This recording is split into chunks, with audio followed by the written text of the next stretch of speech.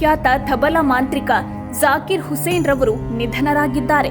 73 ವಯಸ್ಸಿನ ಜಾಕಿರ್ ಅವರಿಗೆ ಕಳೆದ 2 ವಾರಗಳಿಂದ ಹೃದಯ ಸಂಬಂಧಿ ಸಮಸ್ಯೆ ಕಾಣಿಸಿಕೊಂಡಿತ್ತು. ಹೀಗಾಗಿ ಅಮೆರಿಕದ ಸ್ಯಾನ್ ಫ್ರಾನ್ಸಿಸ್ಕೋ ಆಸ್ಪತ್ರೆಯೊಂದಕ್ಕೆ ದಾಖಲಿಸಲಾಗಿತ್ತು. ಆದರೆ ಭಾನುವಾರ ತಮ್ಮ ಕೊನೆಯುಸಿರೆಳೆದಿದ್ದಾರೆ.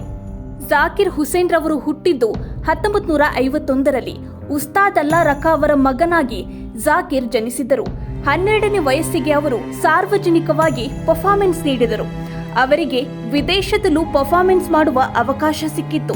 ವಿದೇಶದಲ್ಲಿ ಅವರು ನೀಡಿದ ಮೊದಲ ಪರ್ಫಾರ್ಮೆನ್ಸ್ಗೆ ಸಿಕ್ಕ ಸಂಭಾವನೆ ಕೇವಲ ₹5 ಮಾತ್ರ. ವರ್ಷಗಳು ಕಳೆದಂತೆ ಅವರು ಮಿಂಚಿದರು ಕೂಡ. 1998ರಲ್ಲಿ ಜಾಕಿರ್ ಹುಸೇನ್ ರವರಿಗೆ ಪದ್ಮಶ್ರೀ ಸಿಕ್ಕರೆ 2002ರಲ್ಲಿ ಪದ್ಮಭೂಷಣ ಅವಾರ್ಡ್ ದೊರೆಯಿತು. ಅವರು ಗ್ರಾಮಿ ಅವಾರ್ಡ್ ಕೂಡ ಗೆದ್ದಿದ್ದಾರೆ.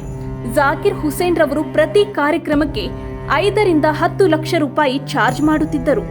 ಅವರು ಸಂಗೀತ ಲೋಕಕ್ಕೆ ನೀಡಿದ ಕೊಡುಗೆ ಅಪಾರ. ದೊಡ್ಡ ಶಿಷ್ಯ ವರ್ಗವನ್ನು ಕೂಡ ಅವರು ಹೊಂದಿದ್ದಾರೆ. ಜಾಕಿರ್ ಹುಸೇನ್ ರವರು ಹಣಕ್ಕಿಂತ ಹೆಚ್ಚಾಗಿ ಕಲೆಗೆ ಬೆಲೆ ಕೊಡುತ್ತಿದ್ದರು. ಇತ್ತೀಚೆಗೆ ಅವರು ಸಾರ್ವಜನಿಕವಾಗಿ ಹೆಚ್ಚು ಕಾಣಿಸಿಕೊಳ್ಳುತ್ತಿರಲಿಲ್ಲ. ಅವರಿಗೆ ಇದ್ದ ಅನಾರೋಗ್ಯವೇ ಇದಕ್ಕೆ ಕಾರಣ ಎನ್ನಲಾಗಿದೆ. ಅವರು ತಬಲಾ ವಾದನವನ್ನು ವಿದೇಶ ಮಟ್ಟಕ್ಕೆ ತೆಗೆದುಕೊಂಡು ಹೋಗಿದ್ದರು. ಅವರು ವಿದೇಶದಲ್ಲೂ ಸಾಕಷ್ಟು ಪರ್ಫಾರ್ಮೆನ್ಸ್ಗಳನ್ನು ನೀಡಿದ್ದಾರೆ. ಅವರ ನಿಧನಕ್ಕೆ ಇಡೀ ಜಗತ್ತು ಕಂಬನಿ ಮಿಡಿಯುತ್ತಿದೆ. ಅವರನ್ನು ಕಳೆದುಕೊಂಡ ಸಂಗೀತ ಲೋಕ ಬಡವಾಗಿದೆ. ಅವರ ನಿಧನಕ್ಕೆ ಅನೇಕ ಗಣ್ಯರು ಸಂತಾಪ ಸೂಚಿಸಿದ್ದಾರೆ.